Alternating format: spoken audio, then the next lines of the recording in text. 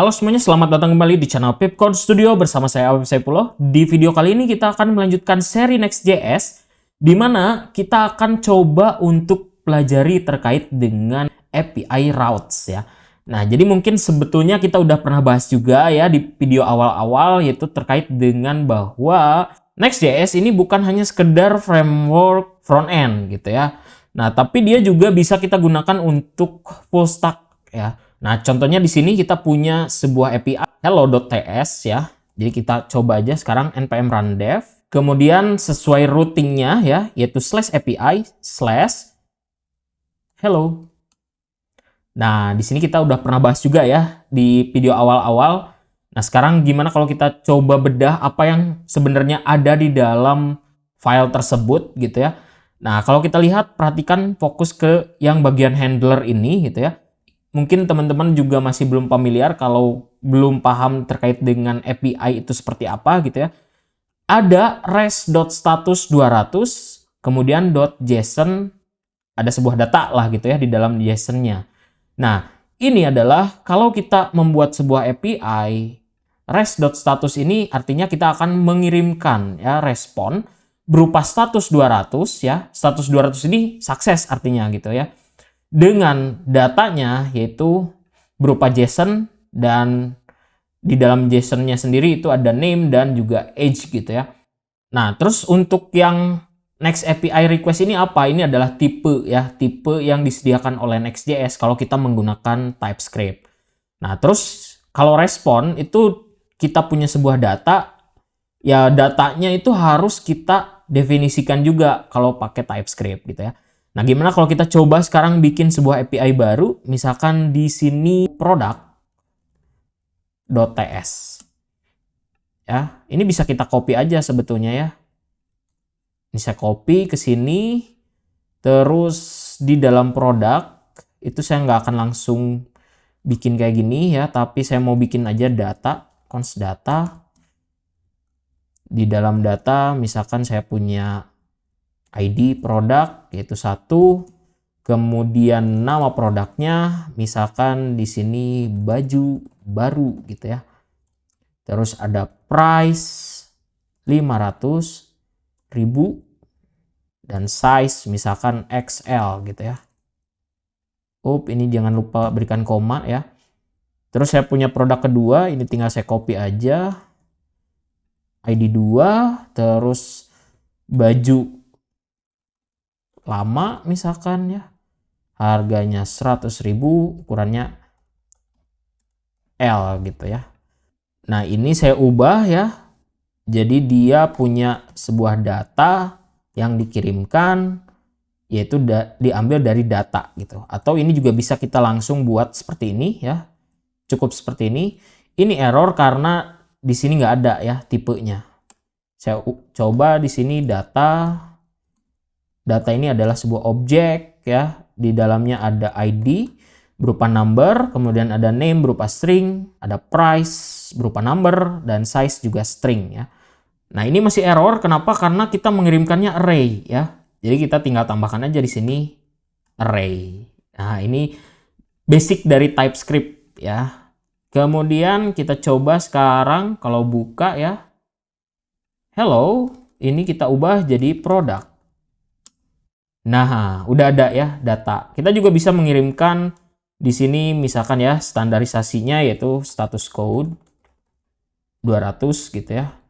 Terus di sini biasanya ada status true gitu ya. Nah, terus kita tambahkan di sini coba status itu boolean dan juga status code itu number. Nah, seperti ini ya, saya refresh. Nah, muncul ya, ada status sekarang true dan status code 200. Jadi itu adalah basic ya untuk pembuatan API. Nah, terus gimana caranya kalau saya mau nge-fetch data ini gitu ya di dalam produk gitu. Nah, di sini saya bisa aja gunakan Axios gitu ya, ataupun ada library lain yang bisa kita manfaatkan kalau kita mau melakukan fetch data ke API gitu. Nah, kalau di video React kita bisa menggunakan Axios ya. Di sini pun sama, kita bisa gunakan Axios atau kita mau pakai bawaan dari JavaScript yaitu fetch ya.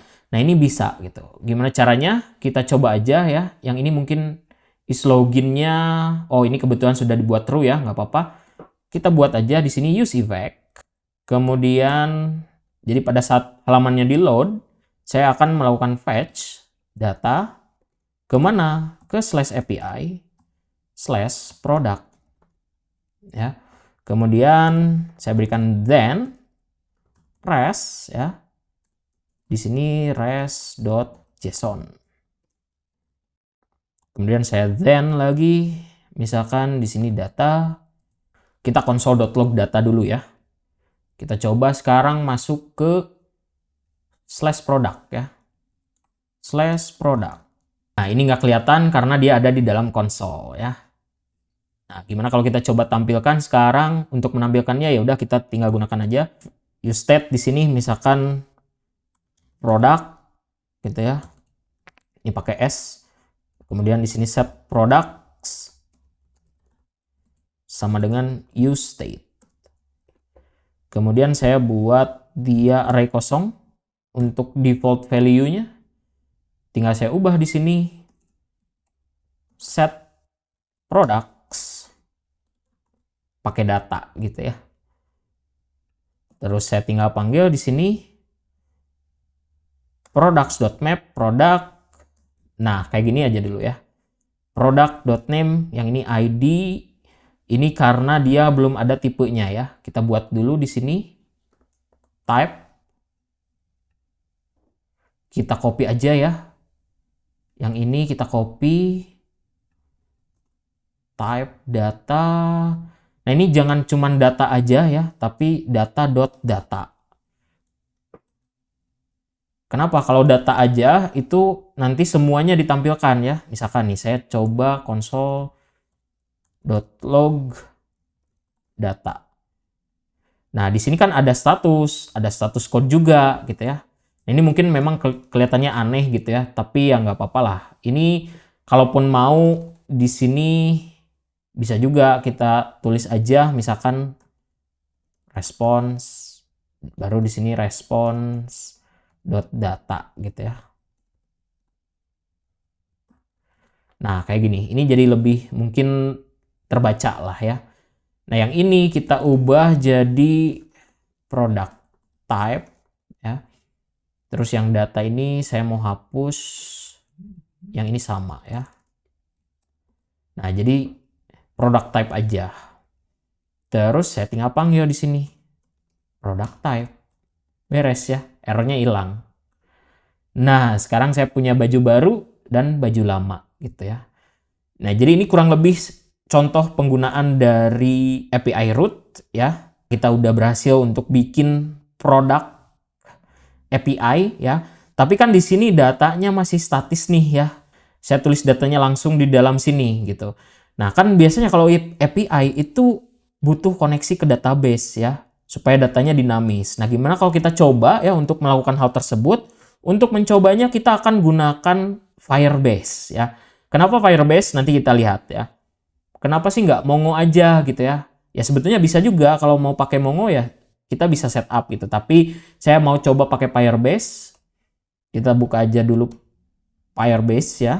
Nah, ini Firebase ini punyanya Google ya teman-teman. Jadi sebuah layanan yang bisa kita manfaatkan untuk bukan hanya sebagai database sebetulnya ya. Bisa kita gunakan untuk autentikasi dan lain sebagainya. Karena dia adalah punyanya Google, jadi silahkan login menggunakan akun Google. Kemudian kalau sudah login itu biasanya ada muncul bisa go to console ya. Nah, ini kita buka console. Nah, tampilannya seperti ini. Kalau kita belum pernah bikin sebuah aplikasi gitu ya, kita bisa create a project ya. Di sini create a project. Nama projectnya misalkan next app gitu ya. Jadi ini bisa juga misalkan my next app ya. Atau mau apapun itu ya. Mau testing app. Atau nama aplikasi kita nantinya gitu ya. Nah, ini juga bisa kita gunakan project ID ini. Ternyata kalau project ID ini sudah digunakan katanya ya, kalau my next app. Ini kalau misalkan saya coba Pipcode Studio App gitu ya. Nah, ini belum ada yang pakai, bisa gitu. Nah, tapi saya mau biarkan dia default aja ya, seperti ini. Jadi dia unique identifier. Di sini saya centang, tinggal saya klik continue. Nah, ini katanya mau pakai Google Analytics gak untuk Firebase project-nya. Kita coba disable aja dulu ya, karena kita mungkin gak akan gunakan dulu terkait dengan Analytics-nya ya. Tinggal create project, tunggu sampai selesai. Nah, di sini saya tinggal klik continue. Nah, ini ya, get started by adding Firebase to your app gitu ya. Nah, di sini ada pilihannya, ada iOS, Android, web, atau Unity, atau Flutter ya. Kita gunakan aja web di sini, terus tinggal kita berikan app nickname-nya ya. Ini app nickname-nya misalkan tadi Next My App ya. Ini bebas juga sebetulnya gitu. Tinggal kita register. Ini nggak usah dicentang karena kita nggak akan gunakan Firebase hosting ya. Nah, ini ada kredensial yang bisa nanti kita kopikan, tapi kita biarkan dulu aja ya. Kita continue to console sekarang ya. Nah, sekarang kita coba masuk ke build, cari yang Firestore database ya. Nah, ini tinggal kita create database, kemudian kita tunggu dulu. Nah, ini kita biarkan production mode aja, tapi nanti kita akan coba ubah untuk setupnya ya. Ini biarkan next, kemudian kita coba gunakan yang Jakarta ya. Di sini untuk Cloud Firestore location-nya tinggal kita klik enable. Ini agak sedikit lumayan lama, silahkan tunggu aja. Nah, ini kita udah punya nih ya untuk Firestore-nya. Sebetulnya juga bisa gunakan real-time database ya. Ini sama juga database gitu. Tapi saya akan contohkan gunakan Firestore database. Nah, di sini kita sedikit ubah untuk rules-nya dulu ya. Untuk rules-nya saya bikin yang ini jadi true. Oke, kemudian di sini saya mau bikin sebuah collection baru. Misalkan collection ID-nya yaitu products ya. Jadi nanti saya mau bikin data product. Saya next, terus di sini dokumen ID. Jadi kita diminta untuk memasukkan data pertama ke dalam collection products. Ini saya berikan aja auto ID gitu ya untuk produknya. Atau kalau mau juga boleh misalkan di sini produk 1 gitu ya. Nah, tapi saya akan coba gunakan aja auto ID di sini. Terus di sini name, misalkan tadi yaitu baju baru gitu ya. Terus saya mau tambahkan di sini misalkan price tadi ya. Kita gunakan number di sini 500.000 ya tadi. Terus ada apa lagi? Kita lihat ada ID udah ya, name, price dan size. Kita coba size. Di sini XL misalkan ya. Oke, saya save. Nah, datanya udah ada ya di dalam database. Sekarang saya mau tunjukkan satu lagi, yaitu adalah ada storage. Nah, ini salah satu kelebihan dari Firebase. Kita juga disediakan storage ya. Ini adalah untuk menyimpan image, audio, video katanya gitu ya. Jadi kita akan sangat mudah nantinya ketika ingin menyimpan file-file yang kita upload misalkan ya. Ini bisa kita getting started, kemudian production mode kita next aja. Nah, ini hanya sekedar untuk setup aja ya. Mungkin kita akan gunakannya nanti di video-video berikutnya. Ini agak sedikit lama, silakan ditunggu aja. Nah, kalau udah tampilannya kayak gini, tinggal kita masuk ke rules, terus kita edit rules-nya. Ini sama kita buat jadi true ya. Publish. Nah, sekarang gimana caranya kita mengkoneksikan antara Next.js kita ya dengan si Firebase ini gitu ya. Nah, kita coba masuk ke project setting sekarang. Nah, kalau scroll ke bawah kita bisa lakukan SDK setup ya. Macam-macam nih, ada via npm, cdn atau config. Nah, kita gunakan aja yang npm ini. Berarti kita perlu npm install ya Firebase. Nah, kita masuk sekarang, kita coba install npm install Firebase. Tunggu sampai instalasinya selesai. Nah, kalau sudah, kita coba jalankan lagi ya, npm run dev. Terus kita coba koneksi ke database-nya. Kita bikin sebuah folder di dalam src namanya utils ya. Di dalam utils saya mau bikin sebuah folder lagi namanya db. Di dalam db saya mau bikin sebuah file namanya firebase.ts ya.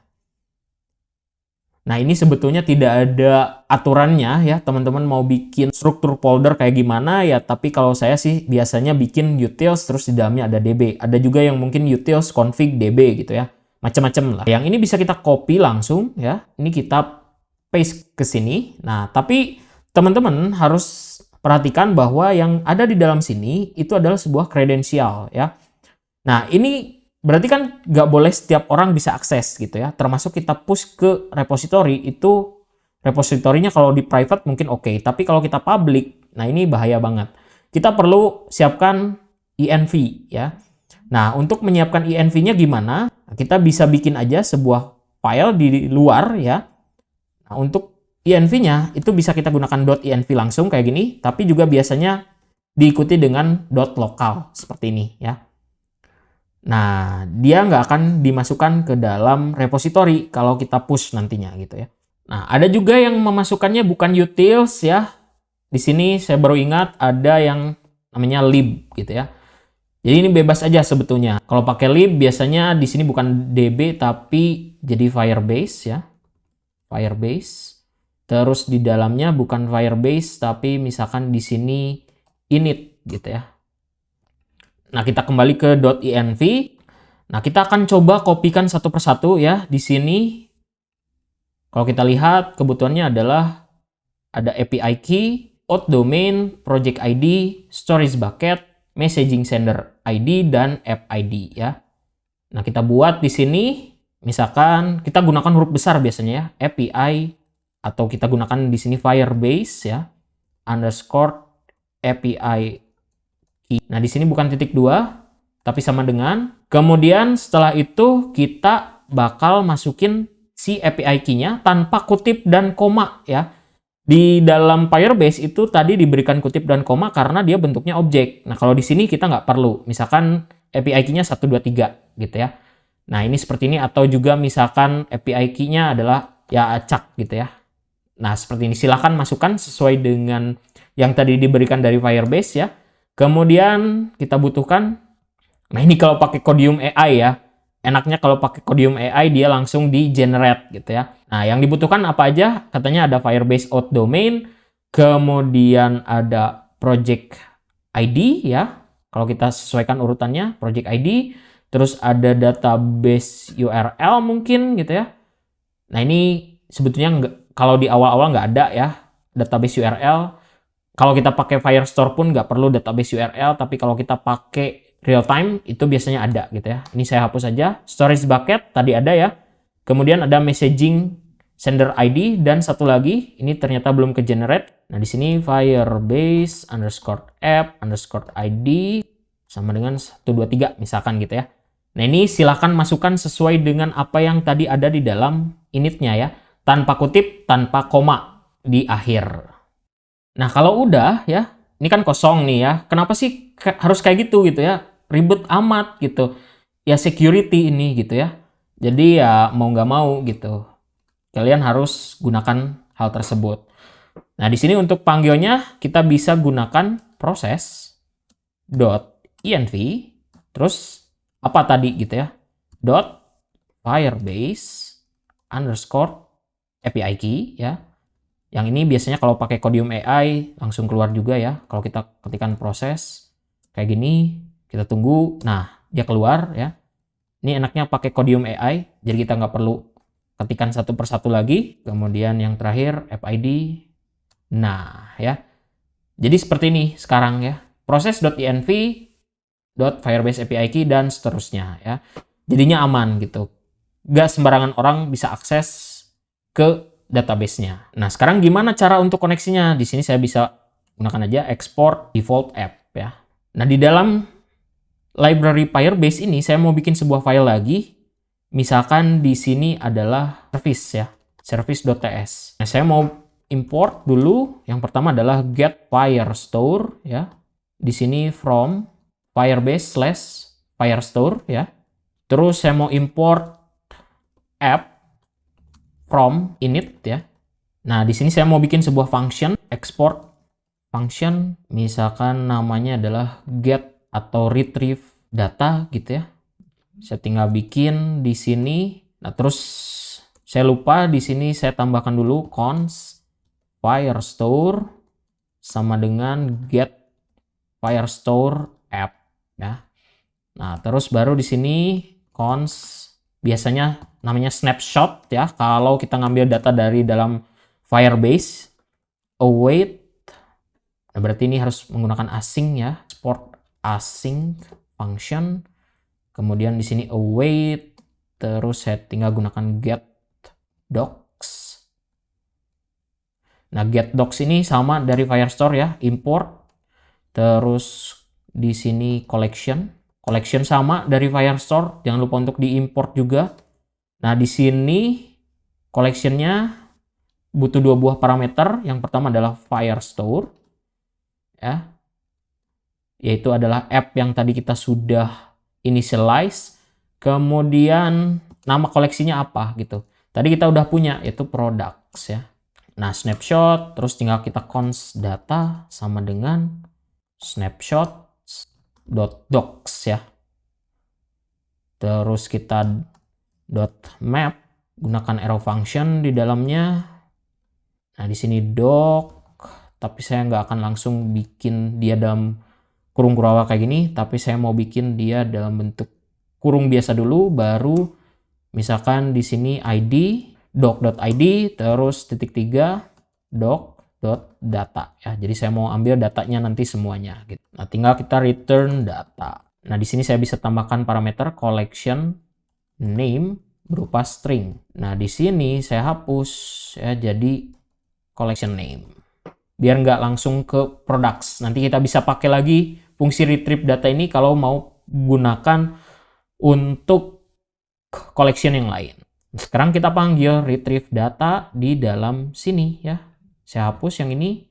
Saya tinggal panggil const data sama dengan retrieve data products ya. Ini karena kita belum tahu untuk isinya apa, kita gunakan any aja ya. Nah, kayak gini. Kita sekarang coba. Oh, ini karena error ya. Karena kita masuknya ke produk langsung. Harusnya kita masuk dulu ke API/product. Nah, ini true tapi datanya kosong ya. Nah, ini kosong ternyata karena kita belum menambahkan asynchronous ya di sini. Async. Dan juga await. Saya refresh. Nah, datanya sekarang ada di dalam sini ya. Ini dari database ya. Kalau saya tambahkan sekarang, misalkan saya add dokumen baru, gunakan auto ID, fieldnya name, misalkan di sini value, namanya tadi baju lama ya. Saya add lagi, di sini price-nya 100.000, size L gitu ya. Ini bukan string tapi harusnya number. Kita ubah lagi 100.000 ya. Save. Nah, sudah ada. Kita coba sekarang buka. Saya refresh. Ada ya datanya. Sekarang dinamis. Kalau saya mau tampilkan sekarang di dalam produk ya. Nah, ada ya baju lama, baju baru. Sekarang saya ubah lagi. Misalkan yang ini saya mau edit ya. Jadi baju lama banget gitu ya. Saya update. Sekarang saya balik lagi. Nah, udah ada ya. Jadi sekarang kita udah berhasil ya untuk membuat koneksi ke dalam database ya melalui API ya. Nah, jadi sekarang kan aplikasinya full stack ya, bukan lagi hanya front end aja, tapi dia sudah koneksi ke back end. Mungkin cukup sekian untuk video kali ini. Jangan lupa untuk subscribe, comment, like, dan share video ini. Kita ketemu lagi di video berikutnya.